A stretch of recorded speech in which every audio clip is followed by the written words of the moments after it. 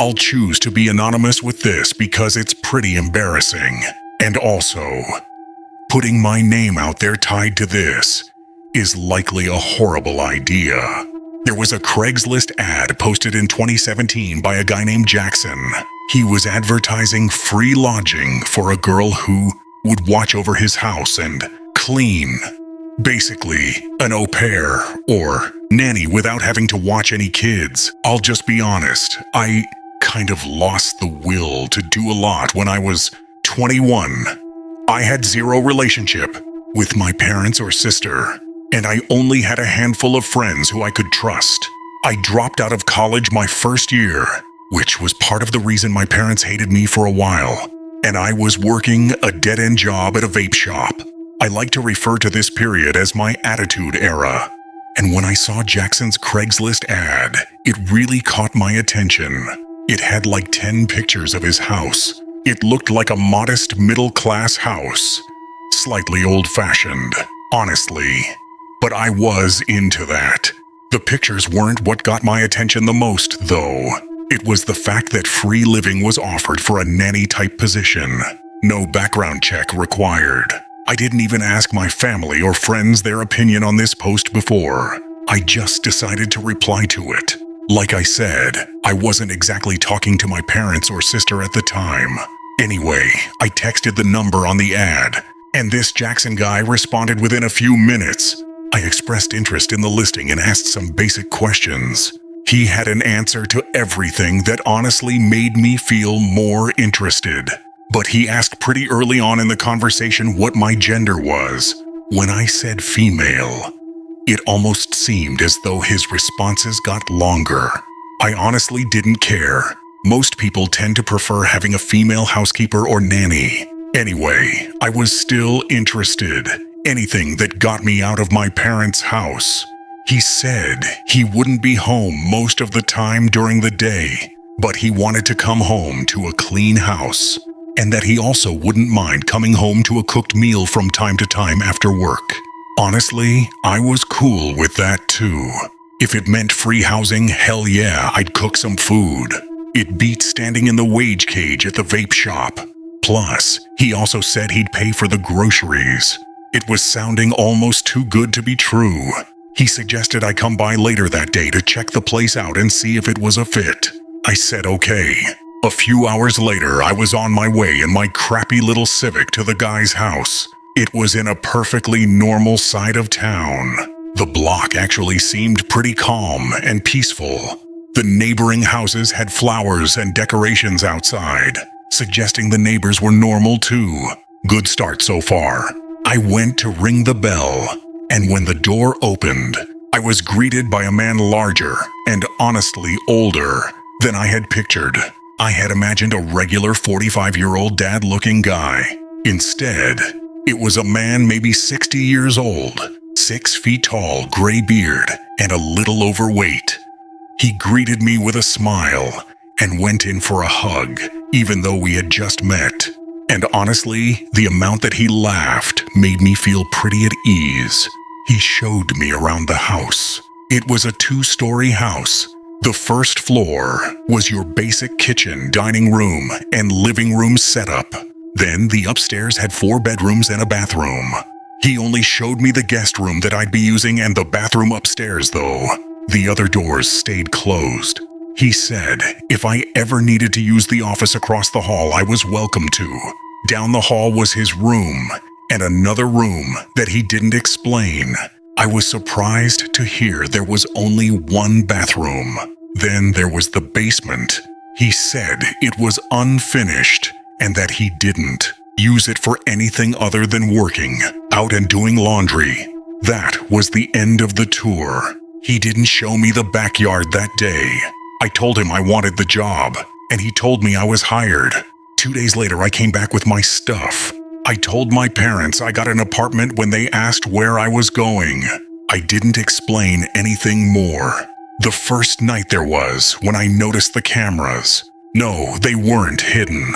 At least, I don't think they were supposed to be. They were just small, black cameras mounted in the corners of the living room and the kitchen. It made perfectly normal sense to me. He was letting basically a stranger live in his house. It wasn't that crazy that he'd want some security. Still, I wish he had mentioned it. That was the first time I felt even slightly weird about the situation. If you can't tell, I really wanted this to work out. That night, when I went to bed, I noticed how much noisier the house felt than when we toured it. I could hear the wood floors creaking every once in a while. At one point, I swear I heard what sounded like a door closing somewhere downstairs. I checked my phone, and it was around 1:30 in the morning. Again, I came up with a reason for this in my head. When you're lying in silence trying to sleep, you pick up on more sounds than you would when you're occupied during the day. Plus, every old house makes sounds like that. The next morning, he was already gone like he said he would be. He had left a note on the counter with a list of things he wanted done. It was normal stuff. He wanted me to do his laundry, vacuum the floors, wipe down the kitchen, and things like that.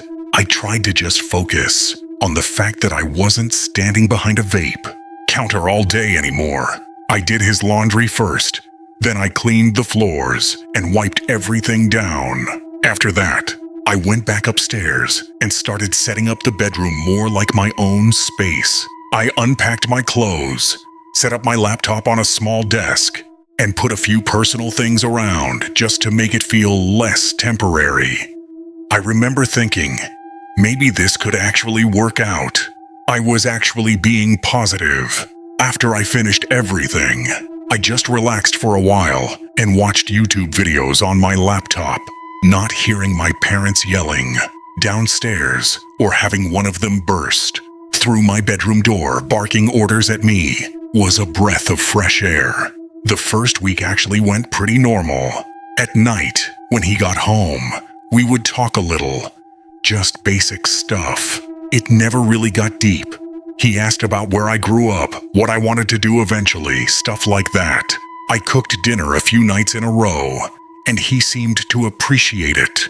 I started thinking maybe I just overreacted about the cameras and the weird feeling. But it didn't all stay happy and peaceful.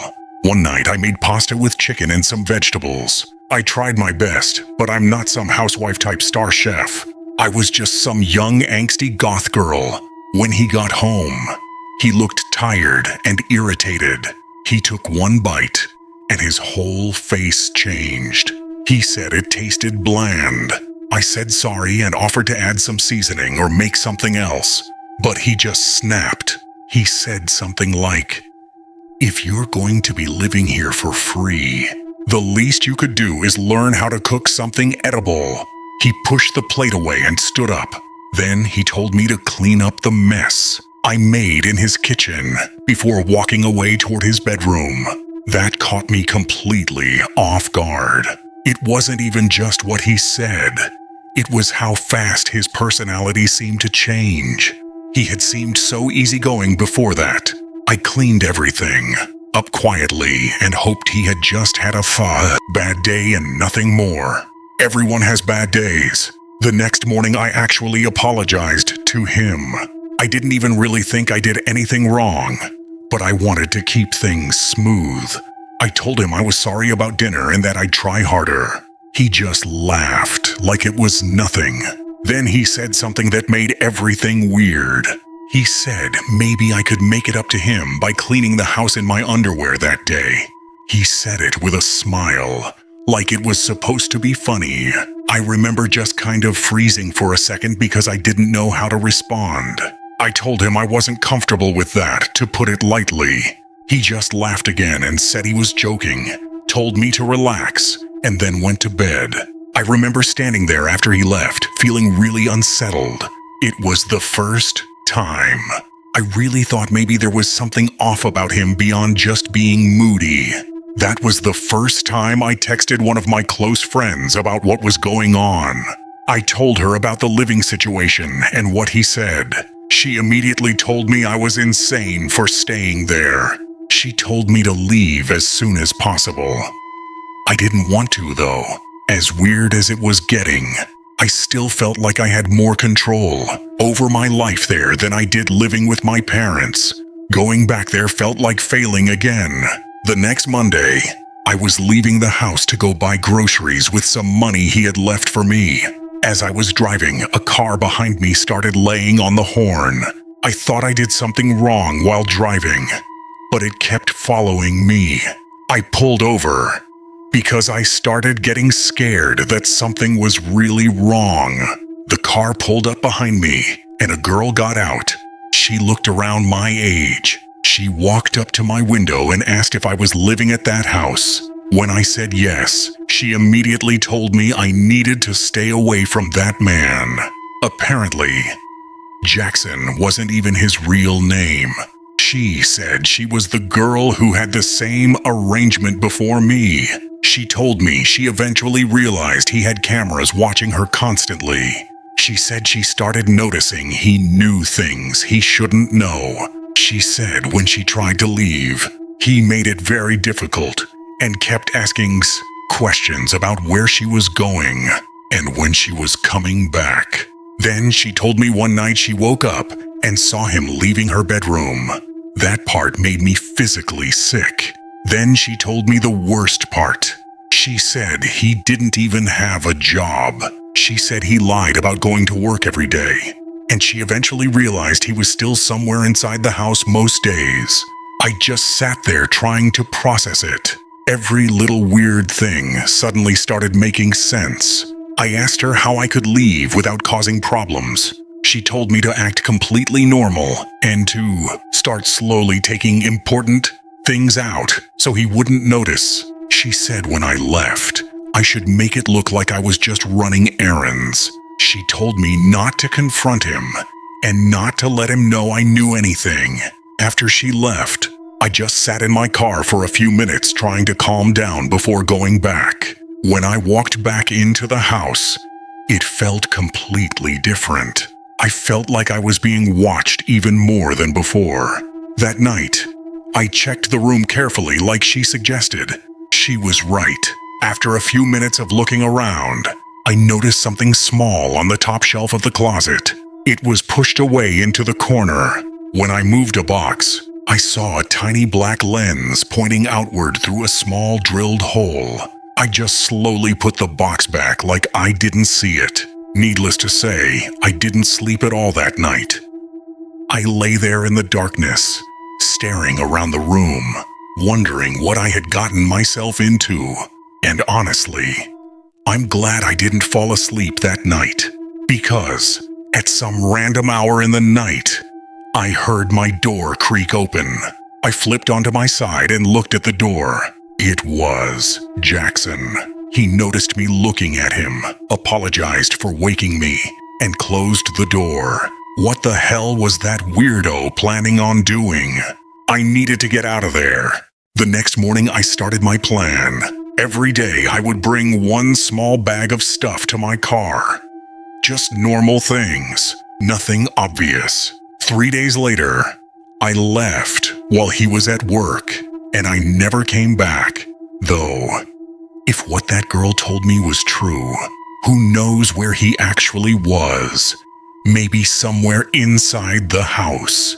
He texted me later asking where I was. I told him I decided to move back home, and thanked him for the opportunity. He kept texting, asking why, and saying I should at least come talk to him in person. I never responded again. About a week later, I noticed something that still bothers me. I got an email notification saying someone had tried to log into one of my old accounts. The login attempt was from the same town his house was in. I changed everything after that. I don't know what his real intentions were, and honestly, I don't want to know. Nothing technically happened to me, but I really believe that if I had stayed longer, something eventually would have. If you ever see deals like that offering free housing from strangers online, just remember, nothing like that is ever really free.